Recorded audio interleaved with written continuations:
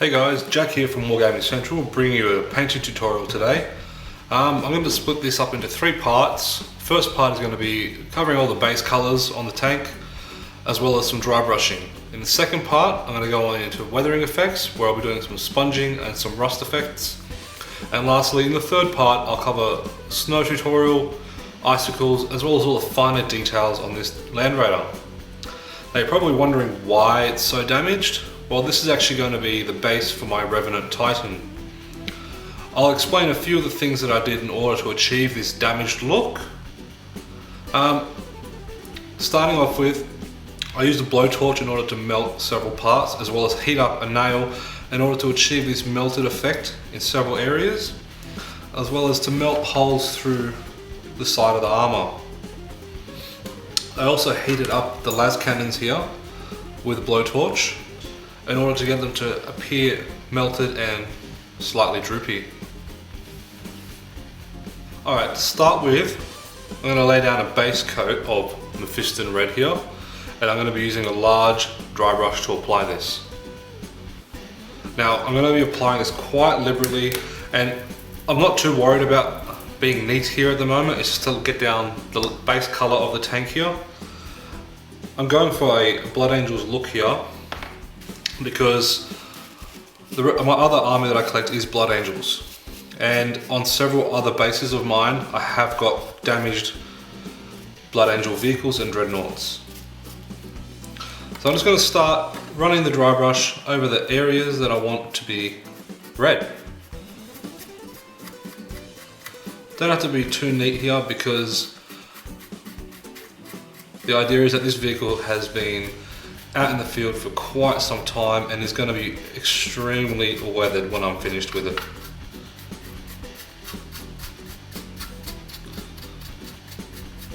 So we'll just come back after I've finished applying this, and then we'll move on to the next step. As you can see, the base coat has now been applied quite liberally. Don't worry about it being a bit messy here. That's the whole plan, is it's going to be very heavily weathered, like it's been out on the battlefield for several hundred years, rusting away. By the time we're finished with this, there won't be much red paint. It'll be a shadow of its former self. So now we're going to apply all the metallics. I'm going to be using a large base brush here, and I'm going to be applying lead belcher to all the metallic areas. I find that this paint, like most base paints, tends to get quite clumpy, so make sure that you thin it out just enough so that it goes down nice and smooth.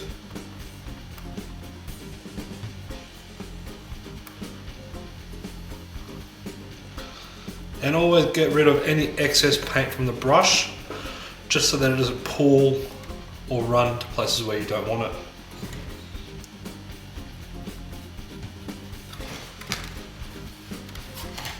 I'm going to be applying this on the vents here.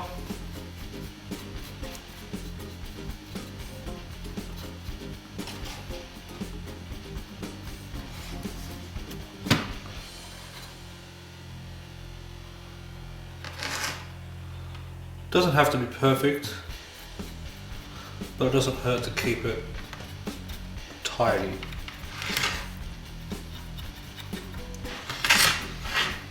These melted areas, applied the same way.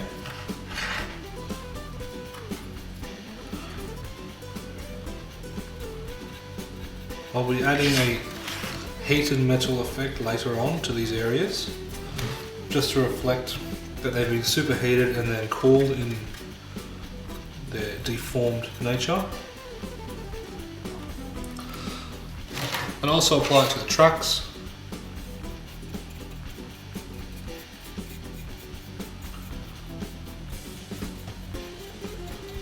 And we'll come back just after I've applied this to all the metallic areas.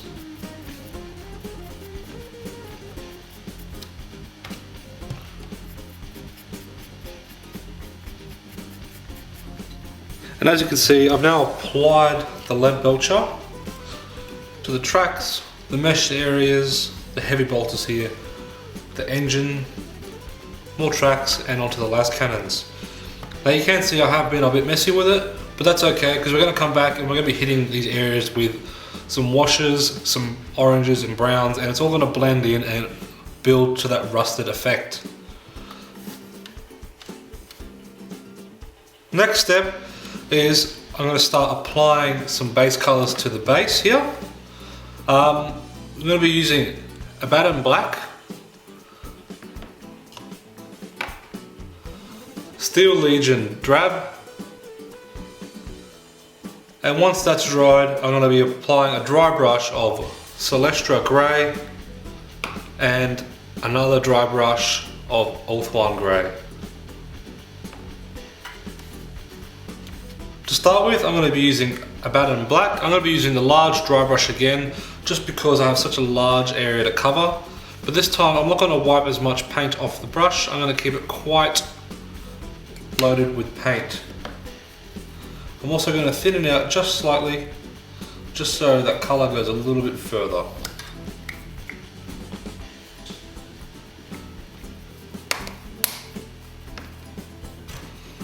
I'm just going to pick all the areas that have been hit with a bit of red and the areas that the spray paint did not quite cover.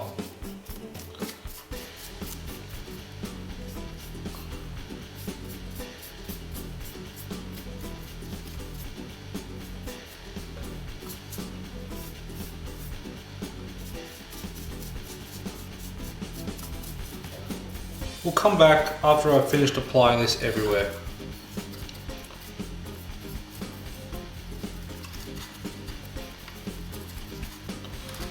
As you can see, I've applied some of the Steel Legion Drab already. I applied it while the Abaddon Black was still wet. That way the colours blended together a bit better and it achieved a bit more of a natural muddy look, which is what I'm after. Once this is dried, we're going to come back and we're going to begin dry brushing the terrain on the base. We're going to be doing that with Zandri dust over the Steel Legion Drab areas, followed by Celestra Grey on the stone areas with a lighter highlight of Ulthuan Grey. Alright, now that everything's dried, we're going to apply our dry brush. I'm going to be using a medium brush for this, and we're going to start off with the Zandri dust. Now we're just going to apply a little bit of this to all the areas where we had Steel Legion Drab. Not going to need much at this stage, but you can see places just like here. I'm just going to run it over just so those little areas begin to pop a little bit.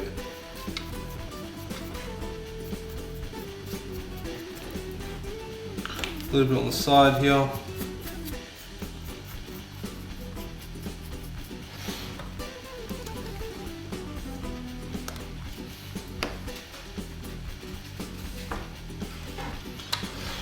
Just over here where we had a little bit more.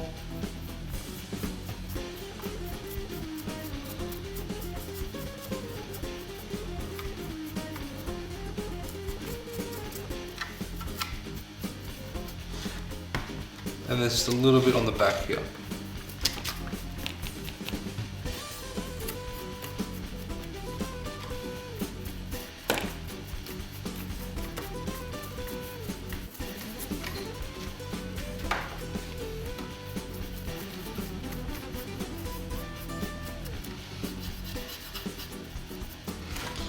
Alright, now that we've done that, we're going to move over to using our Celestra Grey here.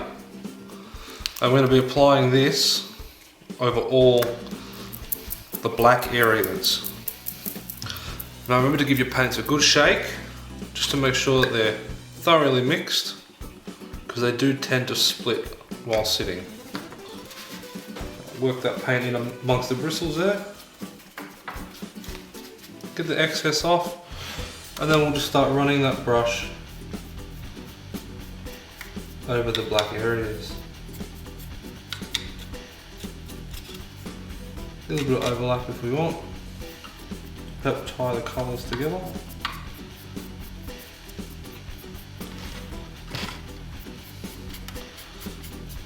And we'll come back after I've finished applying this everywhere.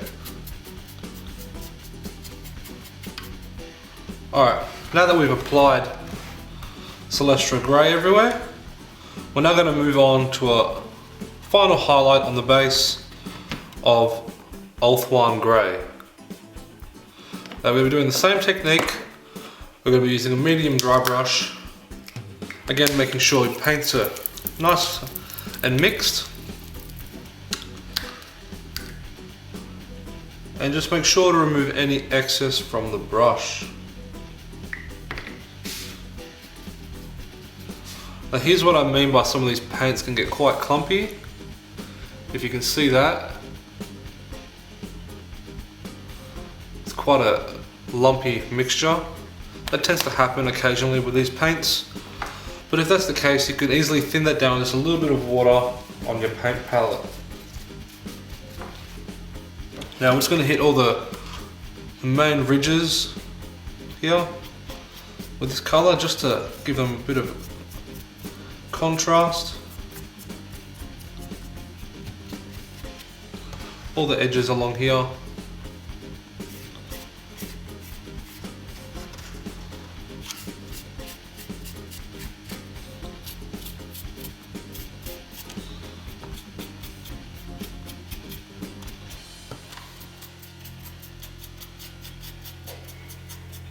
A little bit on top.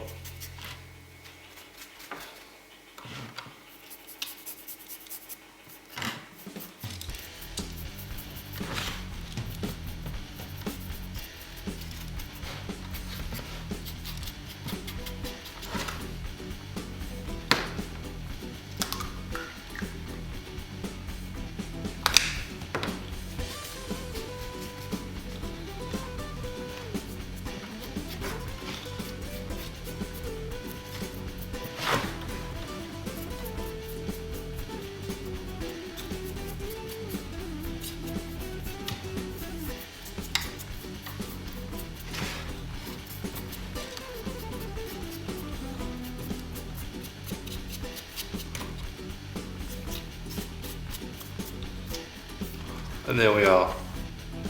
You can see it's quite a nice stone look now.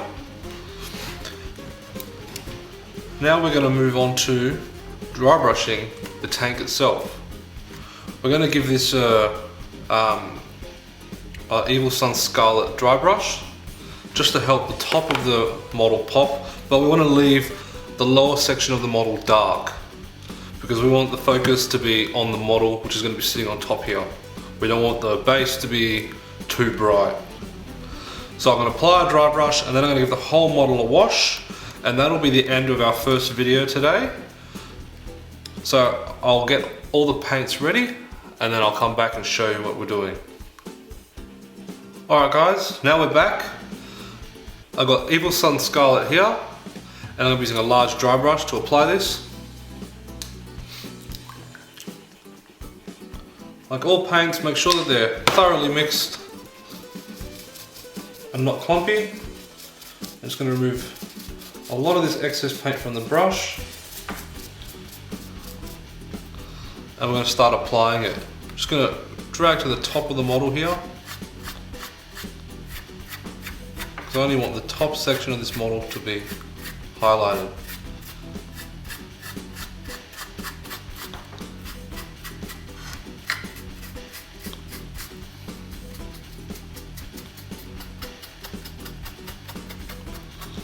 You can work a slight highlight down the bottom and then just build it to a more thorough highlight at the top of the model. That way you still get some of the finer details around the model popping out, but then the top of the model is more, it's brighter in colour. It's only a very subtle highlight, but it's enough to achieve the effect that we're going for, especially since this model is going to be very heavily weathered after this. So we'll come back just after I finished applying this all over the model, and then I'll show you what we're doing next. Alright, now you can see that the top of the model is quite light in colour. Don't worry about it if you've been a little bit messy in some areas. These areas will be touched up. As you can see, it is still darker down the bottom of the model here, and in sections like here, and on the rear of the model as well, it's still quite dark underneath. So now we're going to be applying a wash over pretty much the entirety of the model here. We're going to be using Army Painter's Soft Tone Sepia here. Now you're going to be using quite a fair bit of it, so you can thin it out. Just don't thin it out too much, because we still want it to tone the whole model as well as start giving it that aged, weathered look. So I'm going to lay this down over the whole model, and then we're going to come back, and that'll conclude the video, first part of this tutorial. Alright guys, now you can see that the wash has dried all over the model. You can see how it has given it that aged patina look, and it's given the metal the beginning of our weathered tarnished effects. So that's it for the first part of this video. We're going to come back and we're going to begin our second video, where I'm going to start doing all the heavy weathering effects, where I'm going to be doing a lot of sponging and dry brushing to start making this look extremely rusted and worn away. And once we finish that video, our last video will be all the finer details, such as the small aquila, the banner here, and the little skulls and bits and pieces everywhere, as well as covering the snow tutorial and how to make icicles. Alright guys, I hope you enjoyed this video. Please leave a comment below if there's anything you suggest that I can improve upon. This is my first video. I'm not a professional painter, but I'm hoping that whatever I can do to help you guys is useful. So like I said, hit us up with a comment, let me know what I can improve on, and thanks for watching guys.